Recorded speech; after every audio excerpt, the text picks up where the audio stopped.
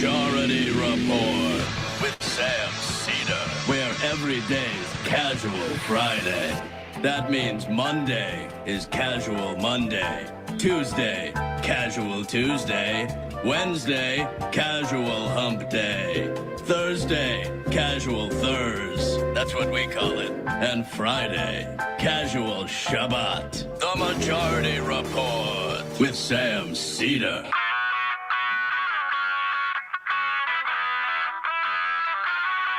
It is Friday, January 5th, 2024. My name is Sam Seder. This is the 5-time award-winning Majority Report. We are broadcasting live steps from the industrially ravaged Gowanus Canal in the heartland of America, downtown Brooklyn, USA. On the program today, Ryan Grimm,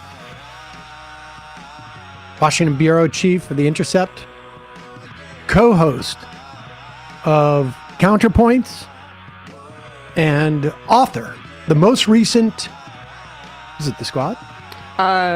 Yes. Yes. We will, first question we're going to ask him. Also on the program today, fears grow of expanded Israel war ambitions and U.S. involvement. Oh, yeah. Meanwhile, Israeli officials now openly planning for Israeli settlements in Gaza. Elizabeth Warren, the latest to call for Israel aid to be conditioned. The economy outpaces expectations, adds 216,000 jobs in December. Elon Musk, through SpaceX, suing to find the National Labor Relations Board unconstitutional in its existence. The everyman billionaire.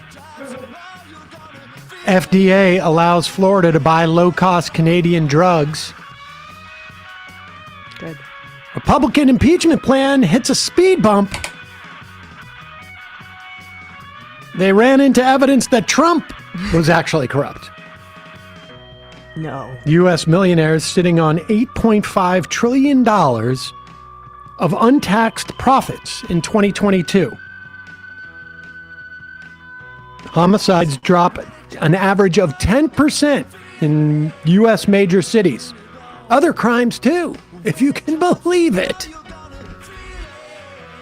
Study now suggests that more than 17,000 people in about 5 different countries died from taking hydroxychloroquine. All this and more on today's Majority Report. Welcome, ladies and gentlemen.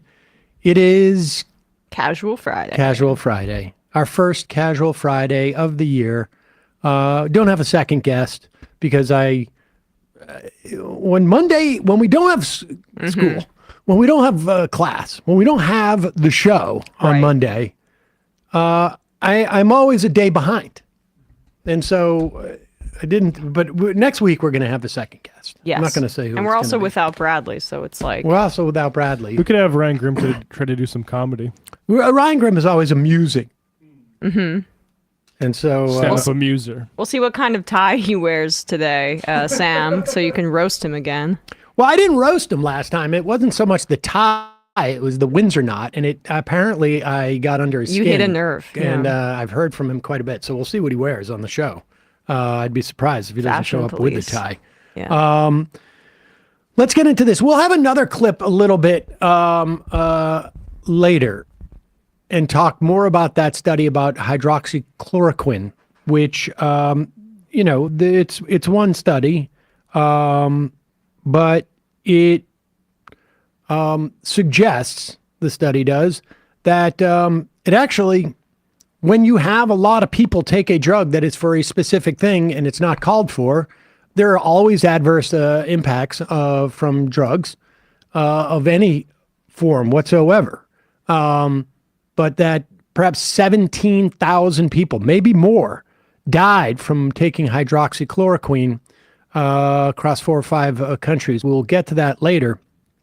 But as COVID is surging, and it is surging, now we don't have a sense of it in the same way because we don't get daily reports anymore. We still have 200 plus people a day dying. That is double what the normal rate was back in 2019 of more than double of the daily deaths from the flu.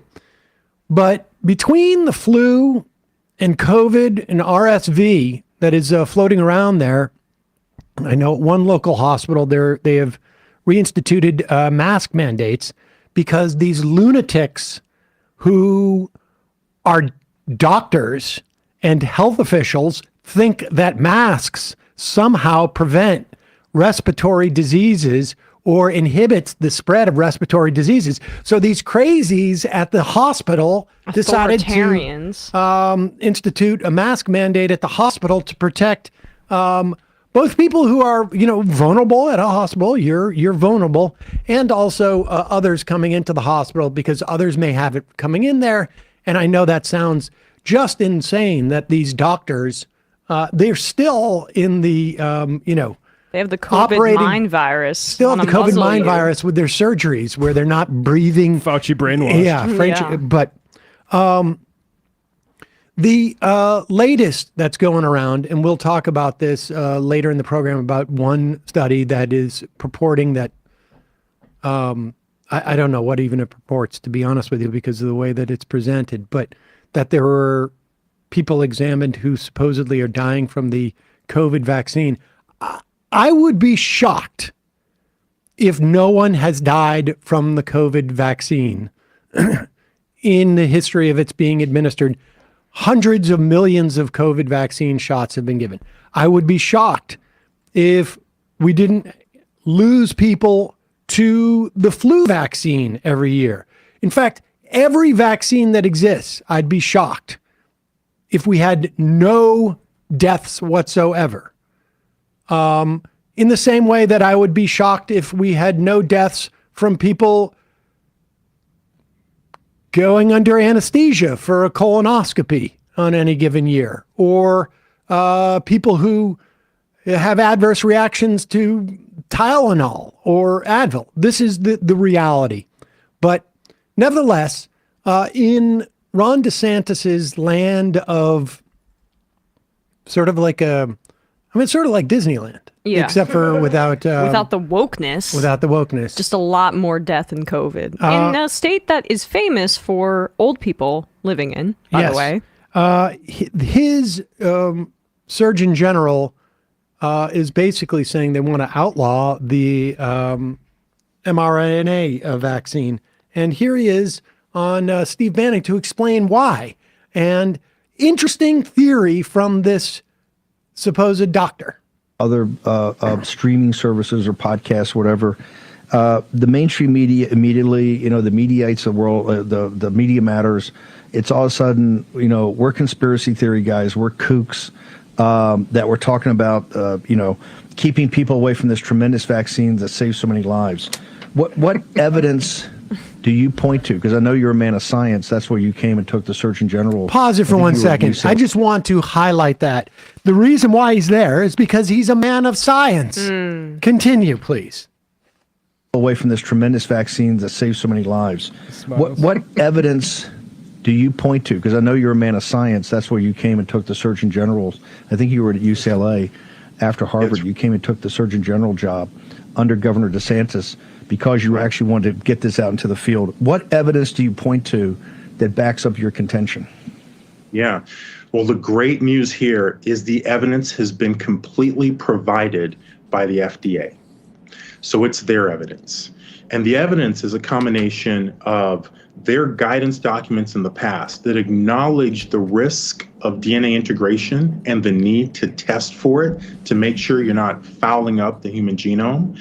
Their evidence is their acknowledgement that there is DNA in there, and that's been found to be billions of particles, small particles of DNA with each dose in at least one study. And they've acknowledged, because we asked them specifically whether they have tested for this. And they gave a non-answer. They talked about a bunch of other things, and they never answered the question, which I infer to mean that they haven't tested for it. So it's literally all their evidence. And I'm not saying, frankly, I think it probably does have some integration at some levels with the human genome, because these vaccines are honestly, they're the antichrist of all products. So I think it probably does. Science? But I'm not saying it does. I'm saying that they themselves have said you should test for it, and it hasn't happened. And they've provided no proof that it's happened. And that's so wrong. You know, it's just complete disrespect to the human genome and the importance of protecting it and preserving it. And that is our connection to God. Now, that pause is Steve Bannon going, wait, science guy. I just a couple of notes that I took here. One, that there's DNA particles that are integrating with the human genome. And stop fouling up that human genome, okay? It's our bridge to Jesus. I'm not sure I fully get how a vaccination goes to the genome. Also, it's mRNA, not DNA. These are separate things. If you listen closely, he's not saying that either. He's just saying that you haven't could proven be. that it doesn't in any way. Right. They haven't tested for our insane theory that there is like particles in the mRNA vaccines that foul up the godly human genome. Now, Ashish Jha, who is the dean of Brown University's public health school. Now, to be fair, he also worked in the national, the White House national coronavirus response before stepping down last year. Quote, "This idea of DNA fragments, it's scientific nonsense. People who understand how these vaccines are made and administered understand there is no risk here." Hospitalizations have been on the rise nationally. That's from this. It's one of the most studied vaccines at this point, said the CDC director, Mandy Cohen.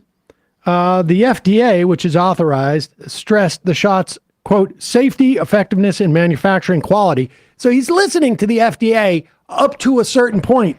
But the scientific evidence that he's brought on, and this is a guy now who is trying to, who called for a halt on using these vaccines in Florida and probably all around the world, is, and I'm going to quote here, it's probably the Antichrist of vaccines.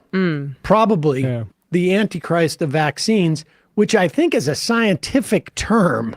See, it's so weird how the purity of one's body, and you can kind of see these religious constructions being grafted onto anti-vax conspiracy theories. Like, they just genuinely don't want certain things being put into their body because it might poison them in some satanic way. I mean, they'll eat any processed food or exist in society and consume what they want. They won't eat the Antichrist of food. But for some reason, the Antichrist of of medicine is what they're most concerned about.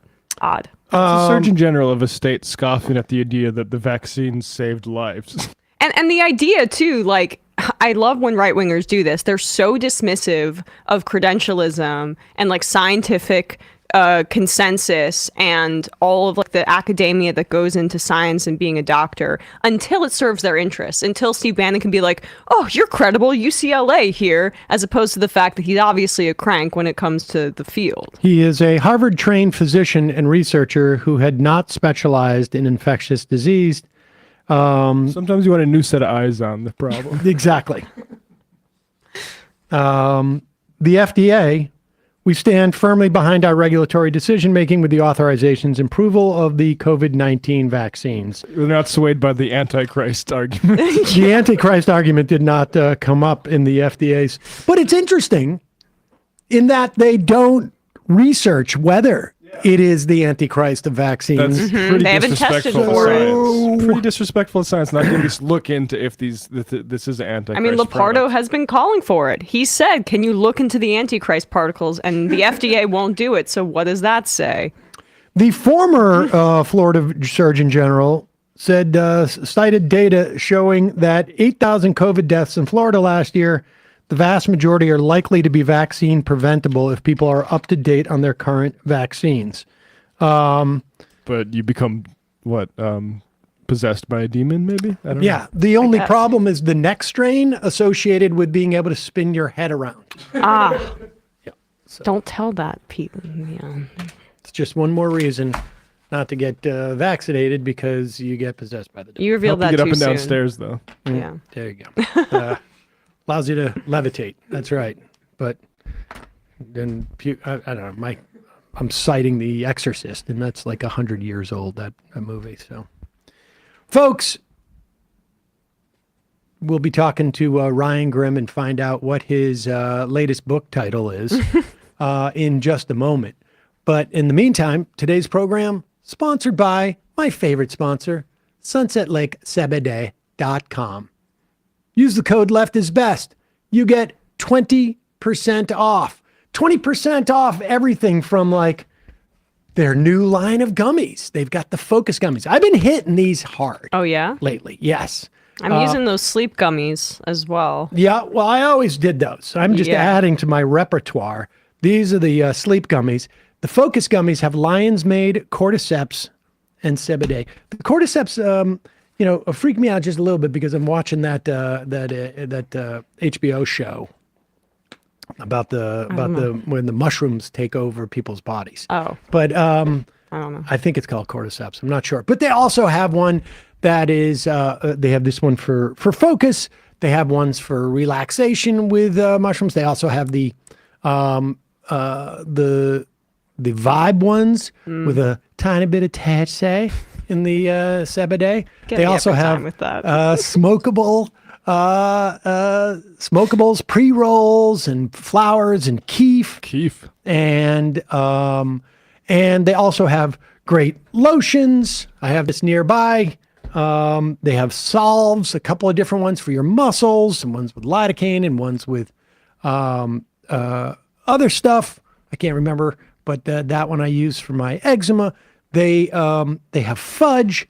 They make for great gifts. They're also just in tinctures for sleep with melatonin, different dosage sizes. Also a great company.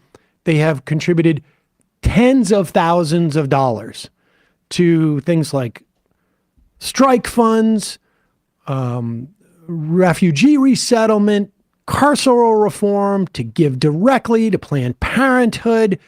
They raised money for food pantries, and in the wake of the Vermont floods last year, they also do great farming practices, integrated pest management.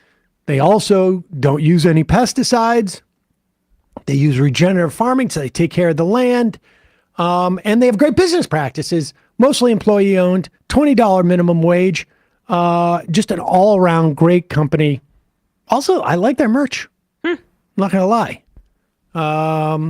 So check it out. sunsetlakesebede.com. Left is best. Gets you 20% off. All right, we're going to take a quick break. When we come back, Ryan Grimm.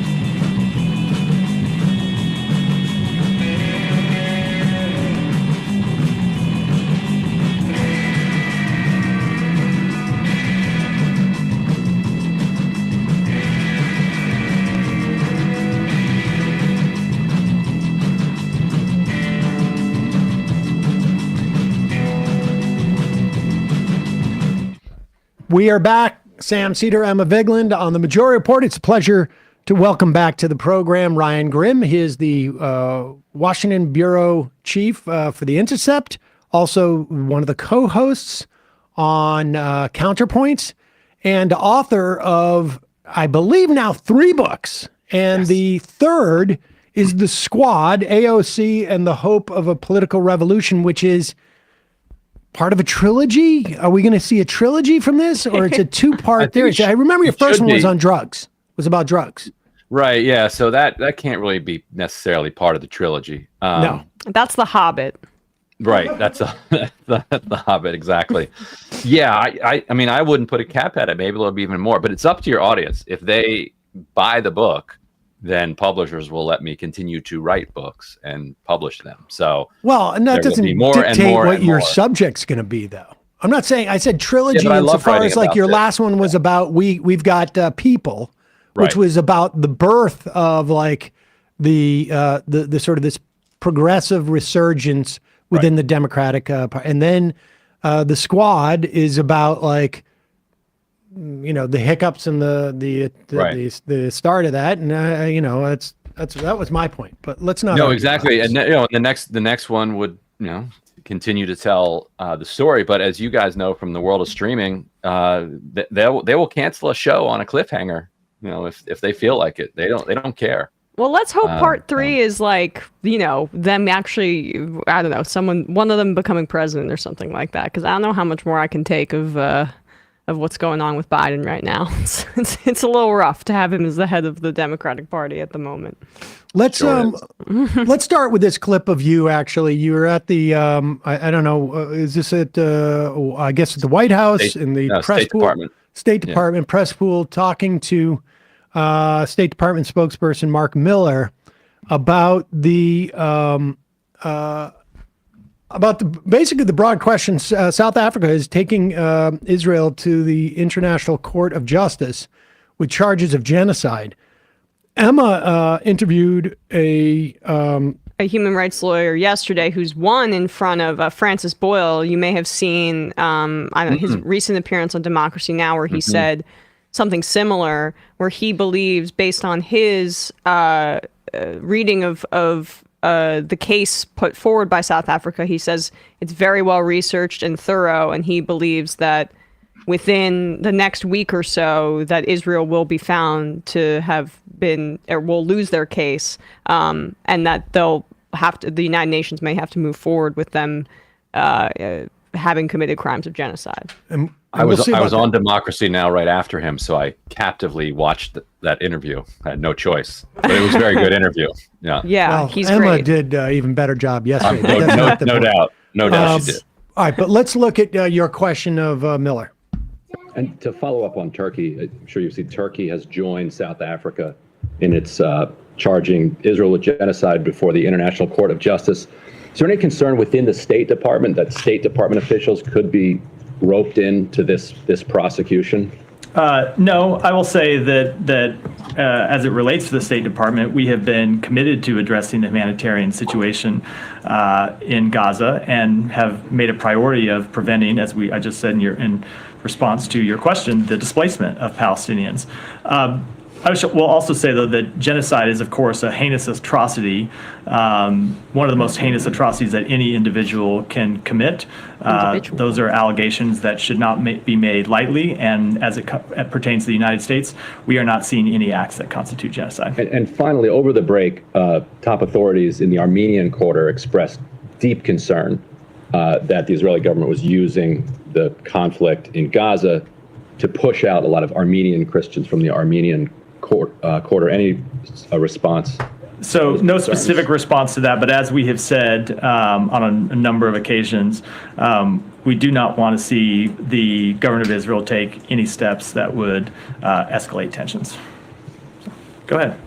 Now, I notice he doesn't follow up that with, and if we do, or now that we are, there's nothing else after that.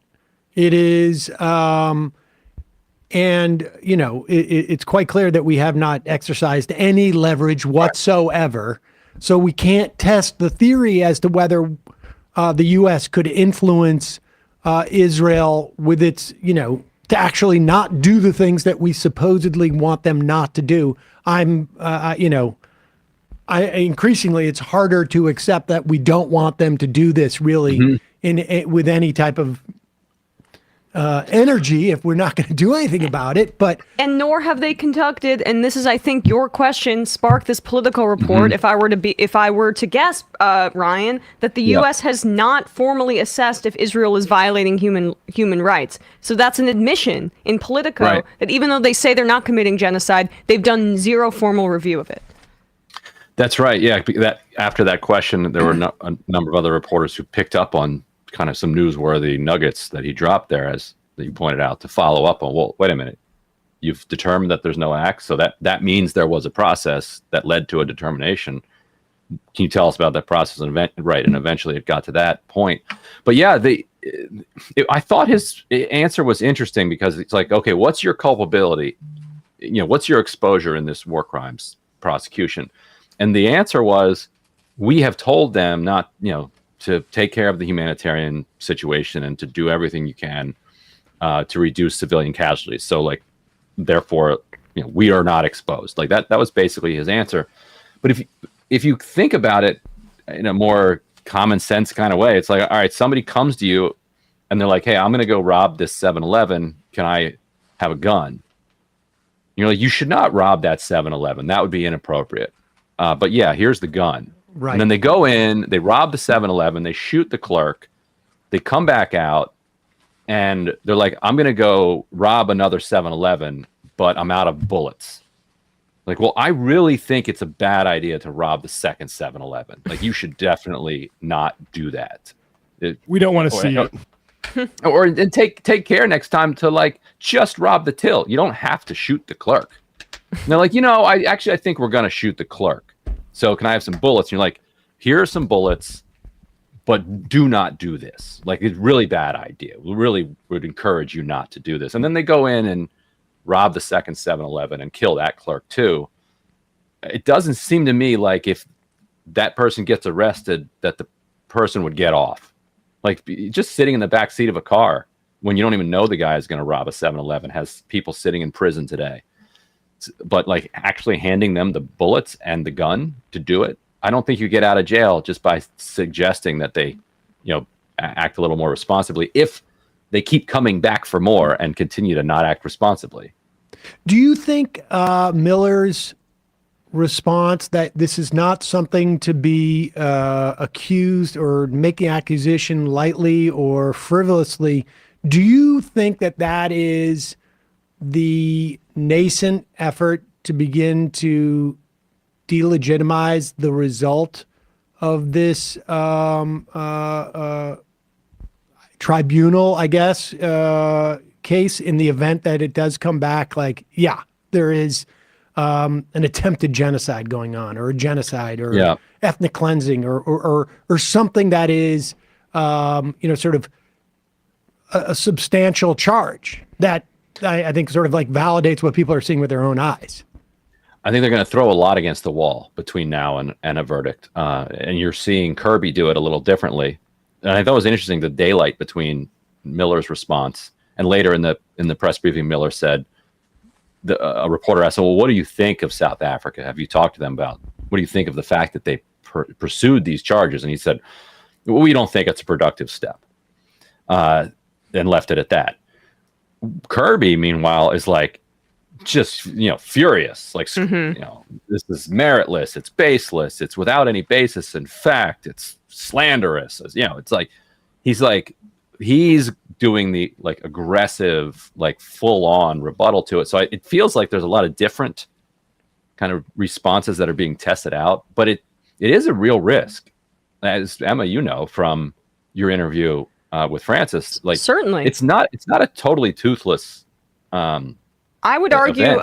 I would argue it's not totally. I mean, well, it's not totally toothless in terms of the culpability, right? As you say, I wish it had more teeth. But in terms of the cases being presented by South Africa, hundreds of footnotes. The case is laid out quite clearly. And when I spoke to Francis yesterday, he went through the different planks of what constitutes genocide in international law, and also use his experience in arguing on behalf of victims of genocide in order to frame the conversation, and said how Israel exceeds many of what he successfully argued in front of the ICJ in terms of their crimes and death tolls and maiming in stated intent, as well as the case that's being brought by South Africa is much more robust than what he said even he was able to present during his time, I think it was with Bosnia, in his case in front of the ICJ, because it has more people working on it, and the footnotes and the evidence and the stated intent by Israeli officials in public, blatantly, is so obvious that, like, we'll see how the process plays out, but the United States is in some scary territory here, and I think it really exemplifies the arrogance of kind of an old guard of people in the foreign policy apparatus that see the United States hegemonic role in the world as immutable and as unchanging because of like because of American might, and how they're really underestimating, I would say, how quickly the world is turning on the United States and Israel, even though it's borne out in just like the numbers in the United Nations. Right. And where do they think that this goes afterwards? They keep talking about, the day after for Gaza. And from that perspective, it seems to be only the Israeli government that has a real plan for the day after for Gaza, a plan that the kind of U.S. policymakers keep pretending is not their plan. But what about the day after, for Israel? There was actually a piece on Haaretz this morning talking about how the Israeli public is living in a kind of fantasy land constructed by Channel 12 and the IDF propaganda that is keeping them from having any idea of what's actually going on the ground in Gaza, and also having any idea about what's going on in the rest of the world as it relates to public opinion about what Israel's doing. And so, and their argument is that I think at the day after, Israel's going to be extremely isolated and in a difficult geopolitical situation, which will be made worse when if there is an International Court of Justice verdict that people can point to, because the entire effort to undermine the BDS movement by calling it anti-Semitic and a double standard is really blown apart by a verdict that you could point to at the ICJ. I think this is a point that people need to really understand. Gideon Levy, the sort of famed Israeli journalist, has said the same thing. He's said, like, the Israeli population has absolutely no idea what's going on in Gaza. They're completely in a moment, maybe we'll play this clip of that I saw on your Twitter feed of some students, essentially, I mean, not attacking their principal, but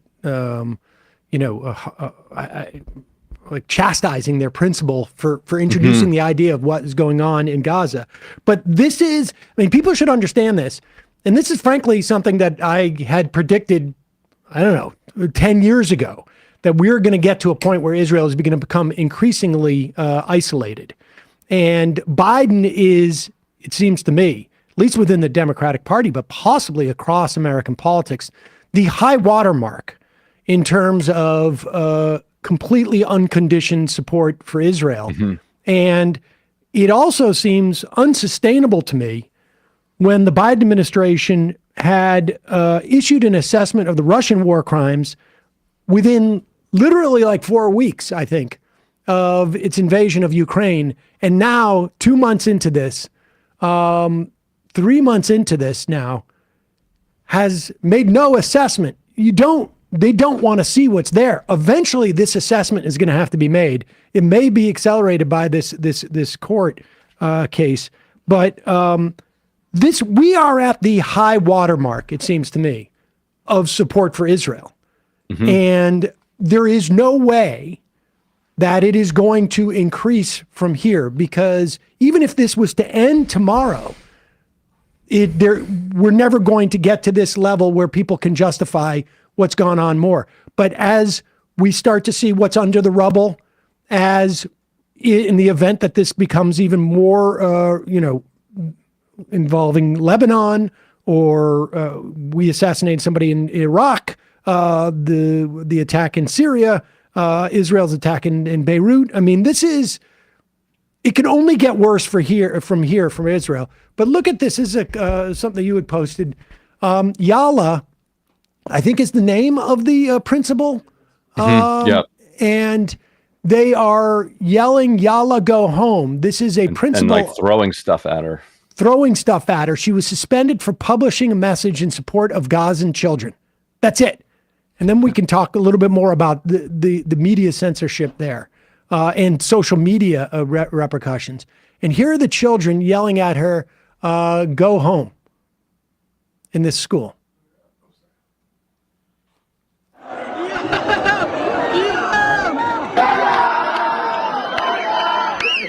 You'd see like a water balloon or something falls. Yeah. The kids see.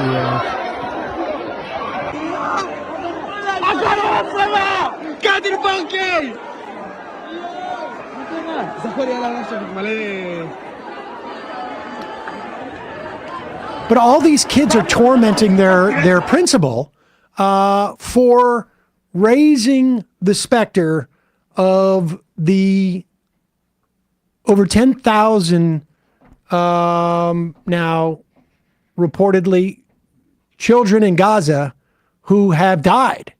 We had a caller the other day who said who's from the West Bank, who has a friend who's in Gaza, who's a doctor, who's saying that children are having heart attacks. Mm-hmm. Young children are having heart attacks because they're in such a state, they're not getting sleep, they're in such a state of fear that literally kids are now, cardiac arrest is a thing amongst children there. Let's talk about this dynamic, though, in Israel, when we talk about the bubble that the Israeli population is in. Because, again, the 80% of them, this is a rough number, 80% want Netanyahu gone. But only after that 80% want Gaza leveled. And it is much easier to maintain support for this type of thing where you don't have to witness the implications of it. But talk a little bit both about the censorship that is happening in terms of the media, and also that people don't understand this. You can get arrested for posting stuff on social media in Israel that is in any way sympathetic to Palestinians. Yeah, I think it's there have been some serious censorship laws in place before October 7th, but after October 7th, they amended, I think it's Title 42 of the Israeli code that involves counterterrorism, that says that not just posting, but even consuming certain media is a criminal offense. Scrolling, landing on, let's say, like Hamas puts out a video of some like attack in, inside Gaza. But it's not just Hamas. Like the IDF is free to designate any other sources that they consider to be, supportive of terrorism, and so the definition is just extremely broad about, not just about what you're able to say, but what you're able to read. There was this harrowing video that came out in the early stages of this with an Israeli Arab woman getting confronted by police. Yeah. Because she had posted something like, may God protect them. And you can see in her face that immediately she realizes what's going on. And she's like, no. I'm talking about may God protect the Israeli soldiers who are... She's begging. Who are going into Gaza. Like, I am on your side. I'm an Israeli citizen. No. Like, but she can see her life flashing before her eyes, because if she gets pulled into this Kafkaesque kind of system, there may be no getting out of it, or she may spend years in it when it seemed genuine and authentic, that like what she was saying was, may God protect the Israeli soldiers. Aside from all that, then it was her WhatsApp status message. Like, it wasn't even like a tweet. Post. It's like, right. Yeah.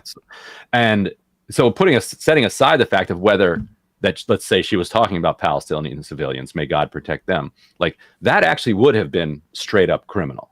Like, you could not say, "May God protect Palestinian civilians."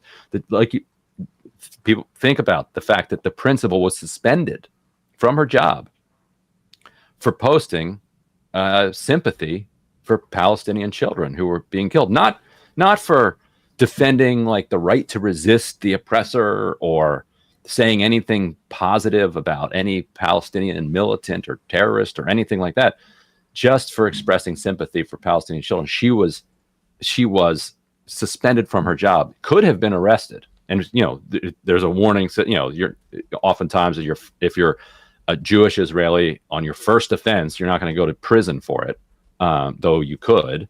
But there's if she continues to post sympathy for Palestinian children, that could happen. But then she comes back to school after the suspension and is just greeted with this, jeering mob of other children. Which, I mean, there's two different stories there. One is I think people aren't aware of, and I think we played a clip from a Israeli history teacher who was on Democracy Now! I think maybe about a month ago. Yeah. He was arrested and interrogated multiple times. His name was Meir Baruchen, after he posted a message on Facebook about his opposition to the killing of innocent Palestinian civilians.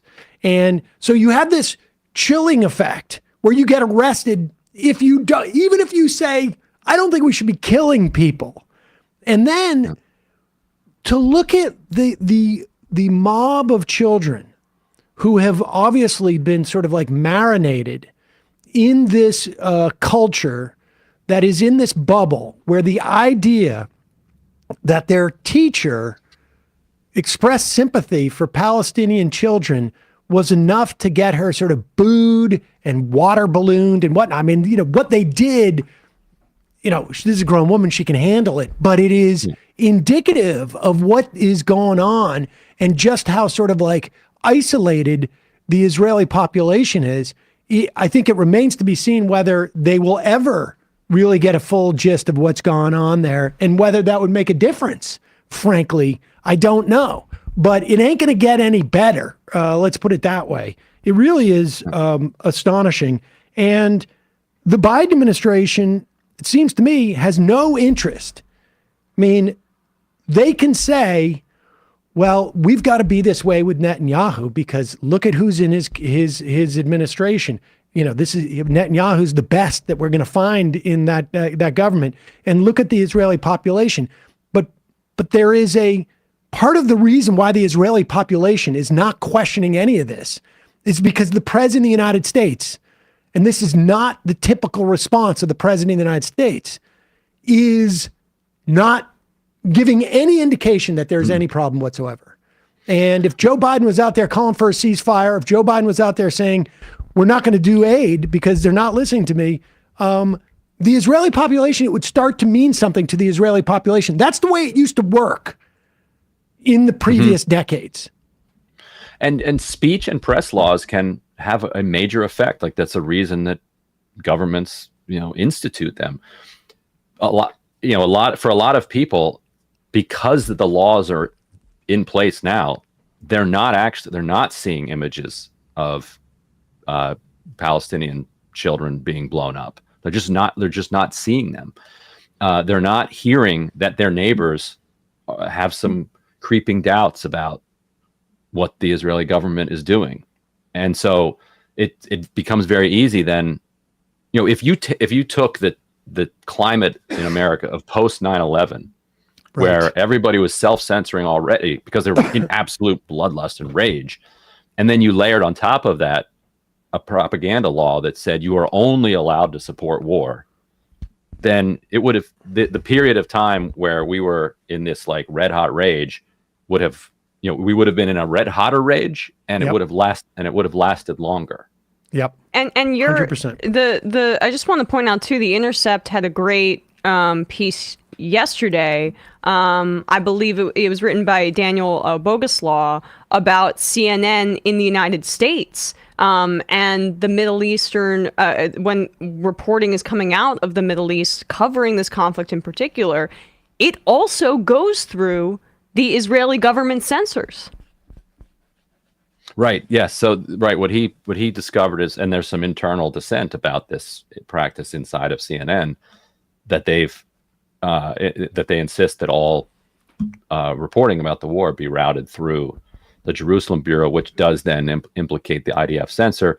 But it also, as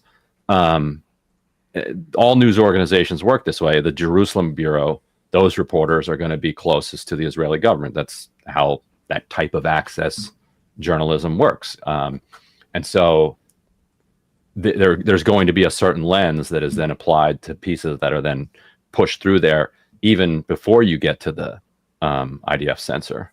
I want to make this. I want to make this explicit for people so they understand this dynamic.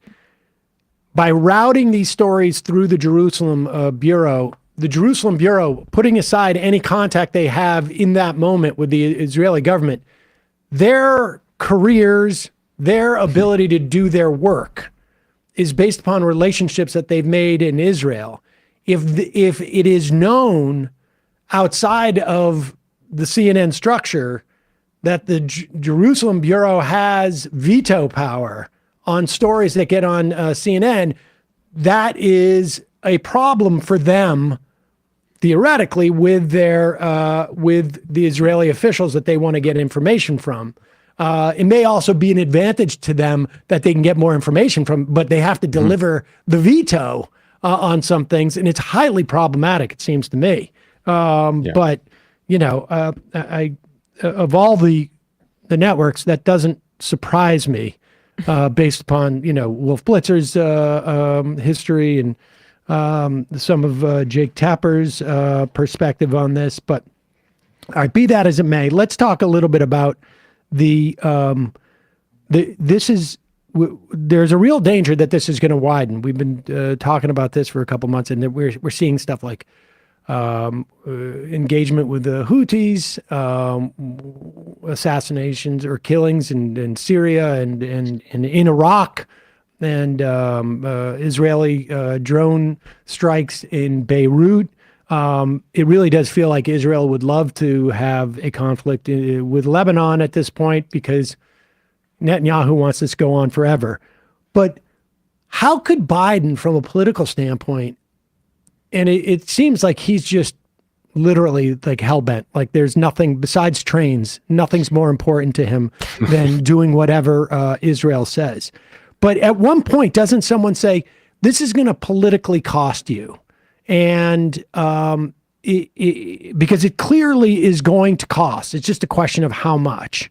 And what is going on there? Do you have any sense? Are people starting to freak out about this?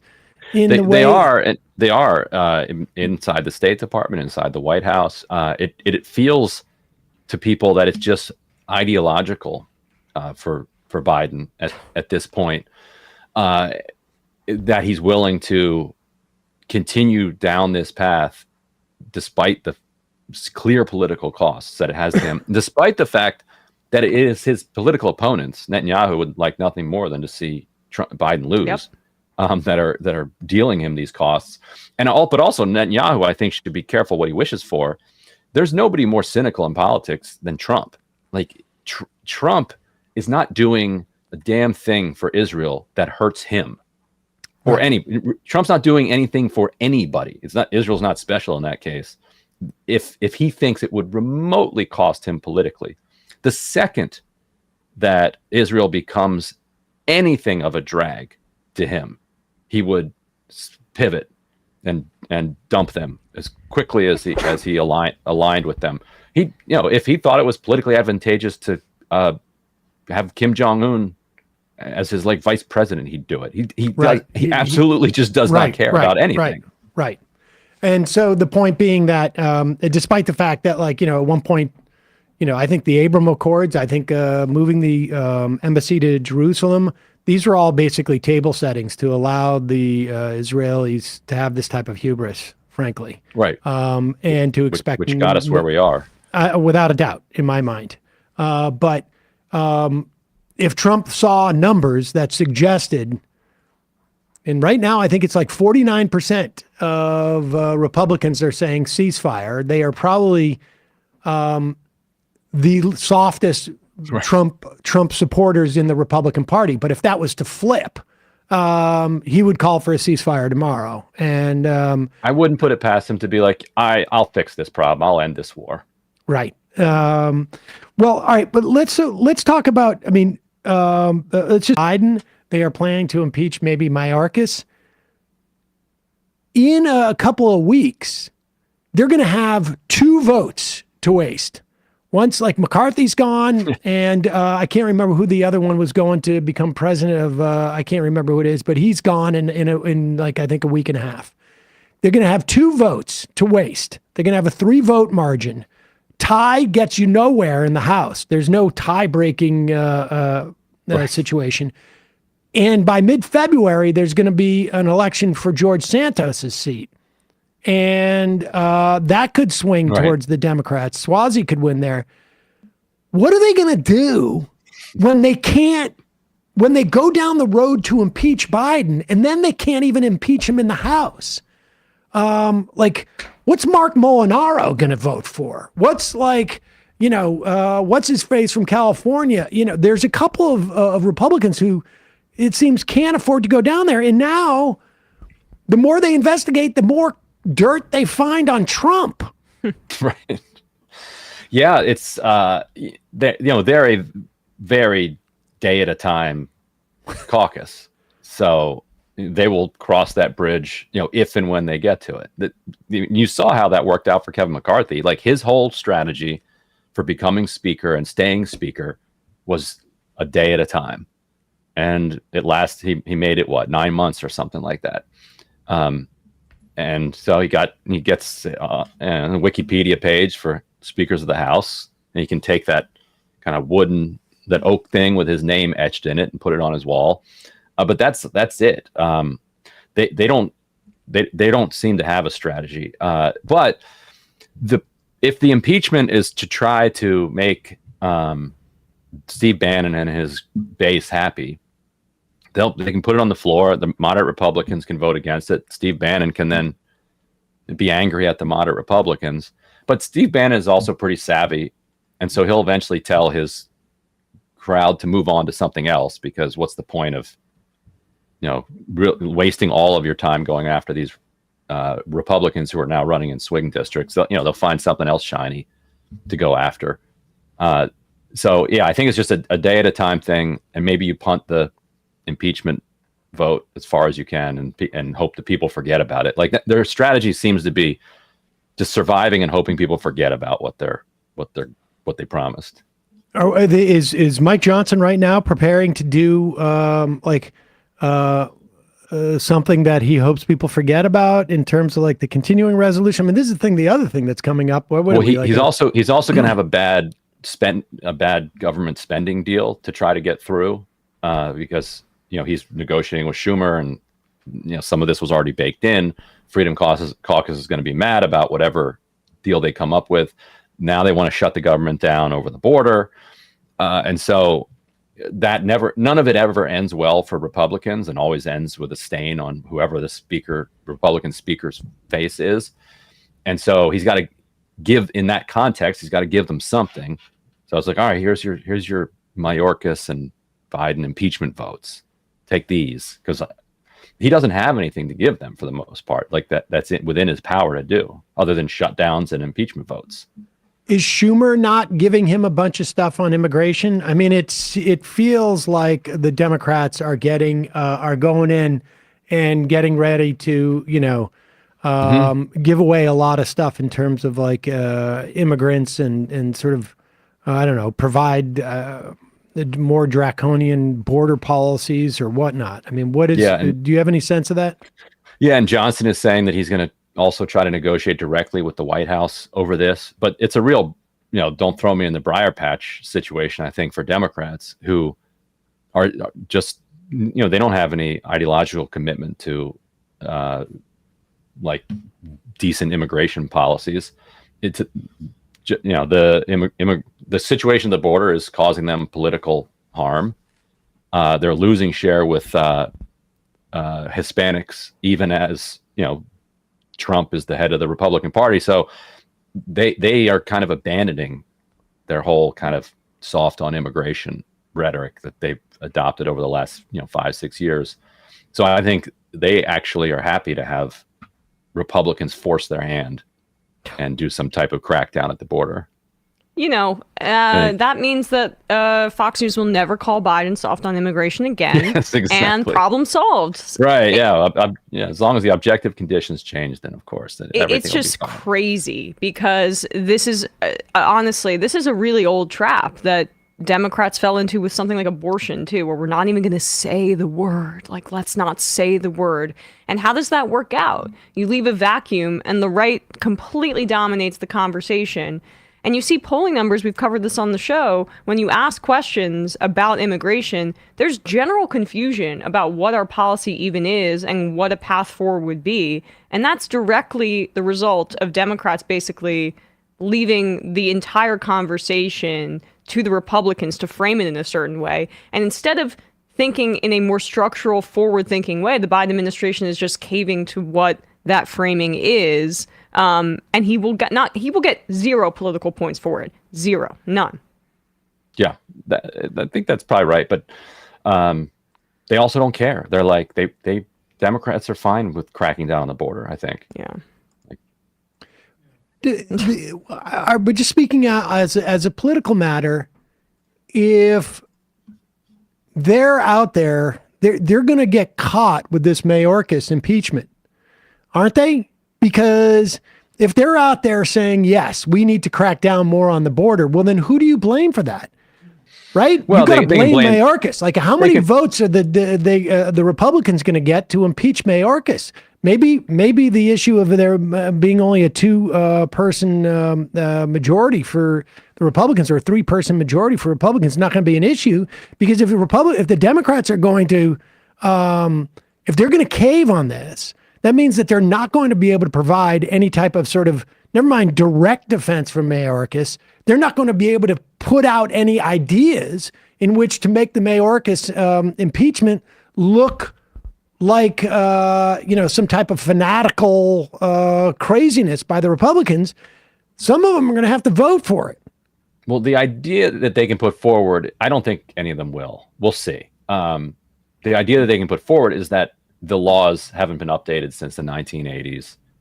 The laws are broken. It's not Mayorkas' fault that Congress has refused to give him a rational immigration system to execute, to implement. And then that'll be the justification for some crackdowns and some new laws that they may or may not get through, because the Republicans also have no interest in solving the situation. Like, right. They would rather it stay in the news, and you have constant video of people coming across the border, and you have Democratic mayors complaining publicly about the migrant crisis, refugee crisis in their cities. Like, they don't have any incentive, like, to actually make the world better, particularly if there's a Democrat in the White House. Like, to them, they'd rather have the crisis. So that's why I think it might not happen. Interesting. We'll see, I guess. All right. One more thing I want to talk to you about. You've been covering this story of Imran Khan in Pakistan. Do we have that clip? Yeah. Let's play this clip. Wait for the end. You guys are going to love it. Okay. And folks should go. I think you interviewed Imran Khan in November, was it? I think June for Deconstructed and Counterpoints. Yeah. June?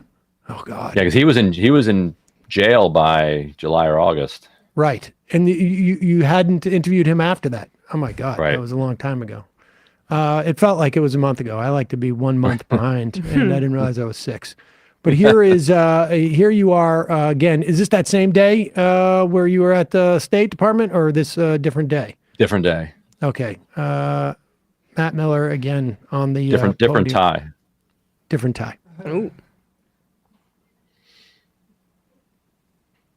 Ryan, go ahead. Follow up quickly on the question earlier about the Pakistani election. Yeah. You said it is for the Pakistani people to choose their government. And not only, as he mentioned, is the former prime minister in jail at the time, but you're also seeing something rather extraordinary where members of his party who are filing to run for office, and there's a lot of video evidence from around the country that you may have seen this, they're filing to run for office and they're being arrested and abducted at the filing office. They're also arresting the quote unquote approvers, people who signed their petitions as well. So you're not going to have any candidates for the people to choose from. So how can Pakistani people choose their government if there's nobody to choose from on the ballot? And is this something that is concerning? So I will say, without commenting on that, the specific matters, we want to see free and fair elections that are conducted in accordance with Pakistan's laws. It's not for the United States to dictate to Pakistan how it conducts the exact specifics of how it conducts its election, but to make clear that we want to see those elections conducted in a free, fair, and peaceful manner that includes freedom of expression, peaceful assembly and association, and ultimately a full, open, reliable, vibrant democratic process. But it feels like election rigging of this level would merit sanctions. If a Maduro-like government did something like this, it would seem like the State Department might come down a little harder. This is 250 million person democracy. And we will continue to support democratic expression and vibrant democracy in Pakistan, but I don't have anything to preview from here. You just said you will continue to support democratic suppression. I said expression. Oh, expression. You didn't, but... Well, also, what is democratic expression? Like, I mean, I sort of get that, but I've never. Earlier he said freedom of expression, but democratic expression. I know what democratic suppression is. Democratic expression is aspirational. Aspirational, and they want people to really want democracy there. It's expressing the idea of democracy by having a thing that they call an election, even if there aren't candidates on the ballot. But you go and you check a box. It really feels like Joe Biden's foreign policy, and this was supposedly his thing, right? I mean, this is why Obama chose him. He had been on the Senate Foreign Relations Committee for like 50 years or something. That's an exaggeration, but not a huge one. But not much. And it really feels like that the U.S. is completely rudderless here. I mean, do you get that sense? I mean, we're not we have no stake in what's happening in Pakistan. Like this is unfortunately there was a rudder in Pakistan, and as we reported, the U.S. Urged the military to oust Imran Khan because Imran Khan was neutral in the Ukraine-Russia war, and now that the military-backed regime is in there, Pakistan is helping make munitions and for the Ukrainians, and is otherwise pliant towards U.S. interests as it relates to China, India, and Russia, and so we actually do have a rudder going there. It just doesn't match our kind of rhetoric around belief in democracy, and it's really shocking to think about a country of that size, like 250 million people, which at times had military dictatorships, other times the democratic institutions pushed back through, had GDP growth, significant GDP growth under Khan. Now it's just an absolute economic basket case, and they're, like I said, literally arresting down ballot candidates as they show up to file for office and not even charging them with anything. And Miller clearly, and the State Department clearly feels zero pressure because he's like, well, who are we to dictate, exactly how you run an election, as long as you have an election. That would just never fly from any country that wasn't doing 100% of the other bidding of the United States. They not letting people on the ballot and abducting them and not even charging them. Because one thing if all of these candidates happen to be criminals that showed up, but you're not even charging them with anything. It really maybe it's just a function of our news and having social media, but in my lifetime I don't remember such a naked sort of we've got two books. And when we talk about this, we'll read from this book. When we talk about that, we'll read from this book. I mean, it really is like, again, when it came to Russia's invasion of Ukraine, we had the war crimes assessment done within 3 or 4 weeks. With Israel, it may take, who knows? It could take 6 months. It could take 9 months. Don't want to rush judgment. We don't have the resources to do this type of investigation.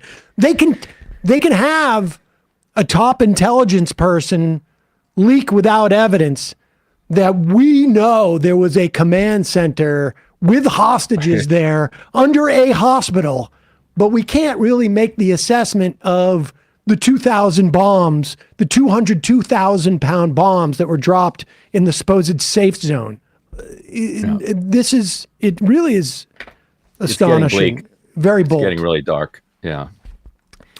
Well, Ryan, at least we got to see your tie. I knew it. I knew it. I was waiting. Waiting. It's a big, thick one. I mean, I don't know. I don't know if but the tie was wider, so that's okay, right? That kind of paisley. I don't know if that's. I mean, that's paisley. Nice if you're going to a very fancy dinner, but I don't know that that's one I would have worn there in that situation.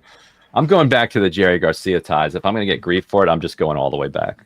Jerry Garcia ties will at least, like, you come in there and be the Jerry Garcia type of rep, but like you're wearing ties that, like, honestly, you'd wear to a wedding. That is a wedding tie. Fancy wedding. Yeah. What's a Jerry Garcia tie? I've only seen him ever in like tie dye. I mean, he did the whole line of ties. The whole line of ties because he would do like artwork. I mean, he was a good artist. Huh. He was. Yeah. Yeah. Check him out. You'll like him. Okay. That's what it means to be a mighty man of valor. Yes, that's what it means. Ryan Grimm, always a pleasure. Your book, The Squad, AOC and the Hope of a Political Revolution, is really interesting. There's a lot of sort of like inside, it's not that inside baseball, but there's a lot of reporting to understand the dynamics that are going on. If you really want to understand the sort of the constraints, the limitations of like the progressive wing of the party. Your book, both these books, but particularly this next one in terms of like the interplay between AOC and Pelosi and whatnot, really interesting. And we should say, well, thank you. It gives you the groundwork to understand in some respects, like, Bernie came out 2 days ago, was it? 3 days ago, saying no more aid to Israel. Warren came out and said conditional aid to Israel. I don't know how much of an impact this is going to have, but it very well may influence things in the Senate if this starts to roll more. It's been interesting that the delay on this funding for Israel is working against them in this instance. Yeah. Which is not to say that they're not getting emergency funding and they don't have an open door to weaponry in Israel, but at the very least, from a political standpoint, maybe that permeates the bubble in Israel. I don't know. Ryan Grimm, thanks so much for your time today. Really appreciate it. You got it. Thanks, Ryan. See you guys. Bye-bye. See ya. All right, folks. Let's see. Ryan Grimm's tie. Remind the chat how I got into remind the chat how I got into a physical altercation with Jesse Waters over him mistreating my coworker. So righteous. Yep. That's what it means to be a mighty man of valor. Exactly. There you go. Leaning heavily on that, but that's worth it. It's my favorite one. I know it is. I don't even remember the context of that one. It was Josh Hawley at a don't masturbate. Yes. Have kids conference. Yes. Let's head into the fun half. Let's.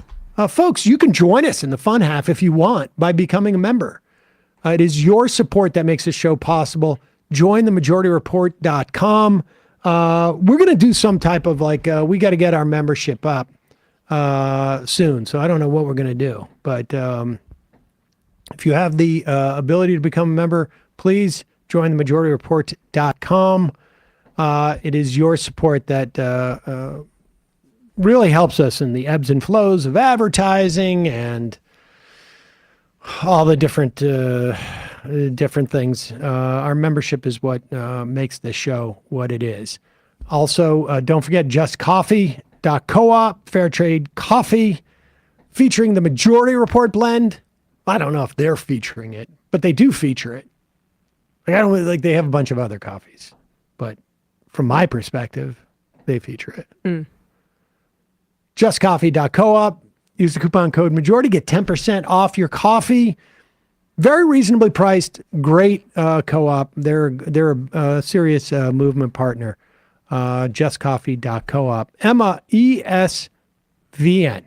Well, on ESPN, we talked about the college football semifinals, the preview for the championship, which is quite a fun one. Michael Penix. We also talked about David Tepper, now immediately becoming the worst NFL owner in just like 5 years or so, throwing a drink on a fan. Lamar Jackson for MVP, youtube.com/ESPN show for more of that. Can I just, David Copperfield wrote, need to get your members up, get a Blue Chew sponsorship. Oh, God.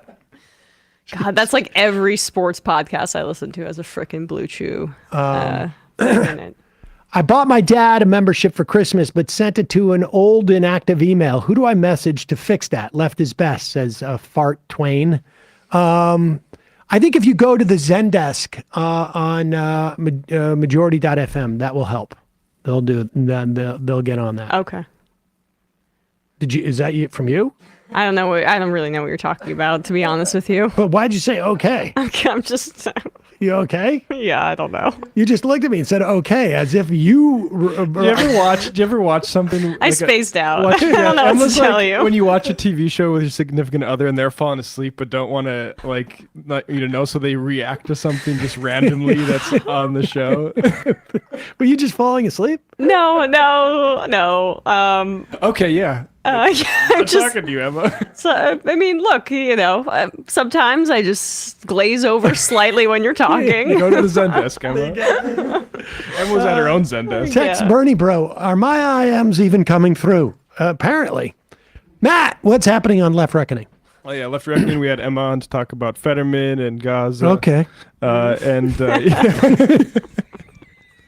You pull that. You know, okay. I'm mad you caught that. Damn it. Go to the Zendesk. Pay up your membership. And Griscom and I will have something for folks this weekend. So patreon.com/Left Reckoning. I've not been sleeping that well. Let's go to the fun app. 646-257-3920 is the number. 3 months from now, 6 months from now, 9 months from now. And I don't think it's going to be the same as it looks like in 6 months from now. And I don't know if it's necessarily going to be better 6 months from now than it is 3 months from now. But I think around 18 months out, we're going to look back and go like, wow. What? What is that going on? It's nuts. Wait a second. Hold on for a second. The Majority Report. Emma, welcome to the program. Hey. Matt. What is up, everyone? Nomi Key. You did it. Let's go, Brandon. Let's go, Brandon. Bradley, you want to say hello? Sorry to disappoint everyone. I'm just a random guy. It's all the boys today. Fundamentally false. No, I'm sorry. Stop talking for a second and let me finish. Where is this coming from, dude? But dude, you want to smoke this 7A? Yes. Hi, me? This me? Yes. Is this me? Is it me? It is you. Is this me? Hello? Is this me? I think it is you. Who is you? No sound. Every single freaking day. What's on your mind? Sports. We can discuss free markets and we can discuss capitalism. God. I'm gonna go start one. Libertarians. They're so stupid, though. Common sense says, of course. Gobbledygook. We fucking nailed him. So what's 79 plus 21? Challenge met. I'm positively quivering. I believe 96, I want to say. 857-210-501. 1/2. 3/8. 9/11, for instance. $3,400, $1,900. 6, 5, 4, $3 trillion sold. It's a zero-sum game. Actually, you're making me think less of it. But let me say this. Poop. You can call it satire. Sam goes, it's satire. On top of it all, Yeah. my favorite part about you is just like every day, all day, like Yeah. everything you do. Without a doubt. Hey, buddy, we see you.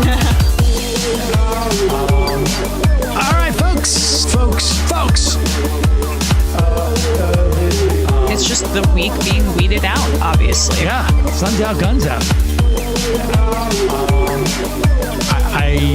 I don't know. But you should know. People just don't like to entertain ideas anymore. I have a question. Who cares? Our chat is enabled, folks. I love it. I do love that. Look, gotta jump. Gotta be quick. I gotta jump. I'm losing it, bro. 2 o'clock. We're already late, and the guy's being a dick. So screw him. Sent to a gulag? Outrageous. Like, what is wrong with you? Love you, bye. Love you. Bye-bye.